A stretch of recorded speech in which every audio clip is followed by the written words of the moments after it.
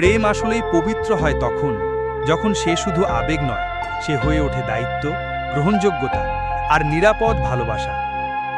বিয়ের পর প্রেমে থাকে না আর লুকোচুরি, থাকে না ভয়, ভুল বোঝাবুঝি কিংবা অস্বীকৃতি।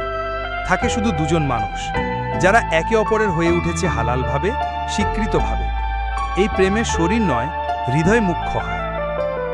দৃষ্টিতে লজ্জা থাকে, স্পর্শে থাকে দোয়া, আর প্রতিটি কথায় মিশে থাকে আল্লাহ যেন আমাদের একসাথে রাখেন চিরকাল।